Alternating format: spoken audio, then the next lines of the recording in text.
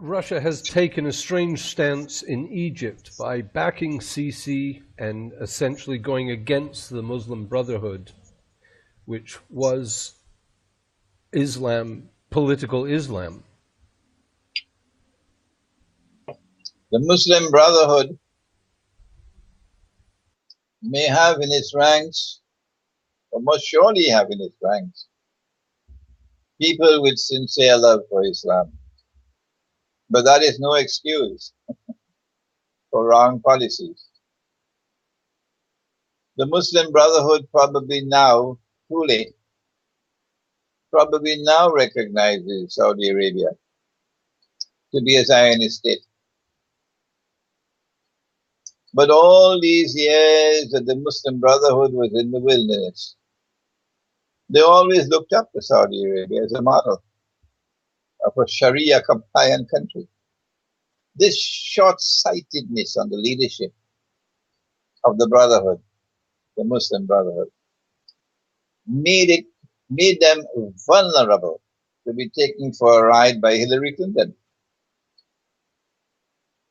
to make a deal with Washington. Yes, that's what they did.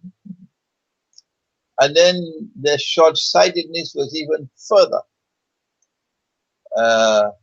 when they got on board the bandwagon, the Saudi bandwagon and the Qatari bandwagon, to open the doors of Egypt for so-called warriors to go and fight in Syria. Yeah, condemning the Syrian government and supporting the insurrection to overthrow the Syrian government. That was the Brotherhood. The foolishness and the mistakes and the misguidance of that government was so great that I'm grateful that they're out of power. Their last mistake was their biggest mistake of all. The Prophet Muhammad, Allah's blessings be upon him, used a constitution to unite a people as a polity. He did that when he migrated from Mecca to Medina. And in Medina, he found so many Jewish tribes, some of which were at war with each other, and so many pagan Arab tribes, some of which were at war with each other. And over 7 months of painstaking negotiations, he was able to weld together and bring together all of these tribes in a political unity on the basis of a constitution, the Constitution of Medina. And it gave to each of these units of the state political equality with all other units. It preserved the rights and interests of each unit of the state. It recognized the plurality of the political order. It was a genius at work. But the Mursi government and the Ikhwanul just will not listen to others. No. They have their ears blocked. They don't listen to anybody else. They are the only custodians of the truth. And so they went ahead with a constitution in Egypt. And when the Christians of Egypt would not agree, and the secular forces in Egypt would not agree, they decided to go alone.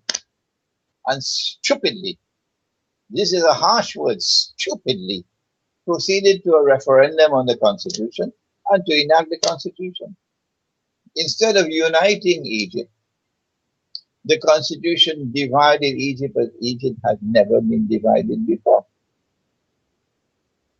Once the Egyptian armed forces saw an opportunity, this is called political opportunism. They took over the country.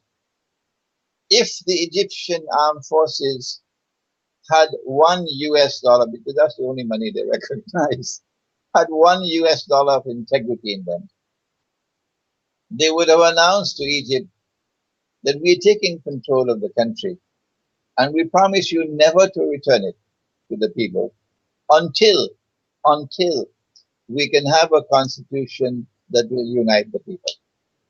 And on the day that you can negotiate amongst yourselves and arrive at a constitution that will unite the people, we promise you to hand over power. If they had $1 worth of integrity, they would have done that. But they didn't take over the country for the benefit of Egypt.